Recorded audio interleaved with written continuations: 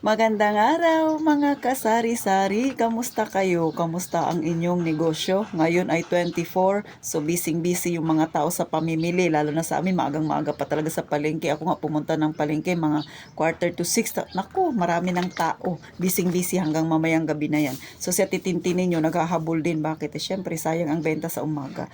So namili na ako sa palengke. Tapos pumunta ako ng grocery store. Medyo maaga ang bukas niya kasi 6 o'clock. So tingnan niyo naman yung pinamili ko, di ba? Na-display ko na yung iba. Tapos meron pa ako dyan sa box. So marami akong biniling mga chicherya.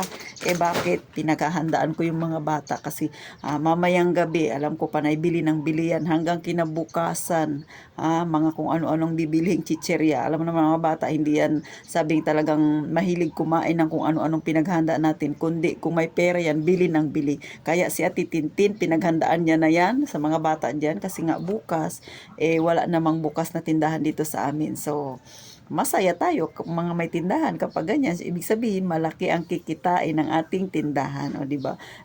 Sagarin na natin. Ako nga, yung pera ko na itinabi na para sa pang-permit na renew, pambayad ko, binawasan ko muna. Kasi para kumita makadagdag man lang sa ating pambayad, o di ba? At maliban pa doon, syempre galing na ako ng palengke. Ito mga kasari, dinamihan ko ng bumili ng siomai. So 5 kilo ang binili ko, may 2 kilo pa ako dyan sa rep. Tapos plus ito 3 kilo. Kasi hanggang bukas na yan.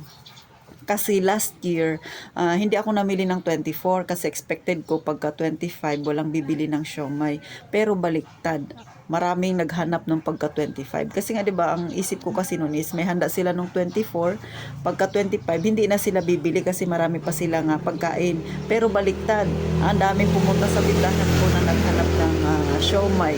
So ngayon pinaghandaan ko na. Inaalala ko yung mga hindi naman pagkakamali pero yung hindi ko nagawa nung last year, 'di ba? Nanghihinayang ako. So ngayon, meron na akong siomai na itatambak hanggang bukas, hanggang sa 26 pa siguro ito kung sakaling hindi ganun kabenta bukas. Pero syempre, positive pa rin yung aking pag-iisip para more sales sana mga kasari. Then, dahil nga ako ay may suki sa palengke na binibilhan ko ng siomai, doon din ako bumibili ng manok. Kasi yung ugali ng tindera na yun, yung may-ari doon ay kagaya ko. Pag tumaas yung paninda, syempre nagtataas din ng kaunti. Pag bumaba siya, ibinabalik niya rin yung dating presyo niya. So, ganun mga kasari.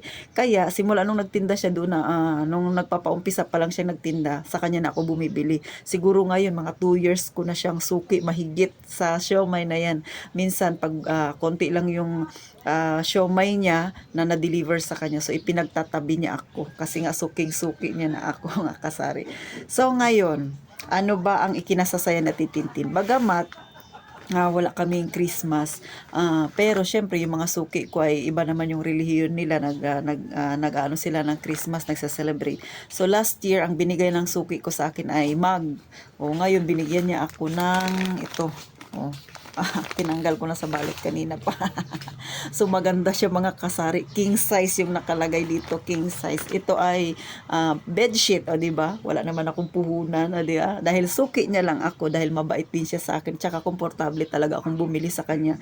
So ito, kasi araw-araw talaga akong bumibili sa kanya, mga kasari, ng paninda ko na siomai. Minsan 3 kilo, 2 kilo, di ba? So ganun. At dahil diyan, ito yung aking napala sa pagiging loyal ko sa kanya. Meron siyang regalo sa akin, di ba? Maganda siya sa mga kasari. Bagamat relief siya, pero kasi siyempre naaamoy ko may relief, pero maganda siya. Ako naman hindi naman maarte sa Titintin. Nagsusuot din ako ng relief ko, di ba? Nasa masa tayo, nasa masa ang pamumuhay natin. Kaya okay lang yan. Kaya ngayon, ito, lalabahan ko, tas ilalagay ko sa aking kama kasi sakto lang din yung aking kama. So kayo ba mga kasari, may mga suki din ba kayo sa palengke na inyong binibilhan? Yung talagang parang magaan ang loob ninyo pag doon kayo bumibili, di ba? Pero ako natutuwa ako kasi yung suki ko na yun, nakita ko yung pagsisimula niya hanggang sa lumago siya. So parang nakaka-relate din ako dahil ganon din ako mga kasari. Pero higit sa lahat, syempre, wish natin na mga may tindahan, na mga may negosyo magandang benta. Lalo na ngayon, di ba? Yun nga, marami tayong bayarin na paparating. So, maraming salamat po mga kasari. Maikling vlog lang ito. Natuwa lang ako kaya na-share ko sa inyo, di ba? Yung pagiging loyal mo minsan may kapalit din.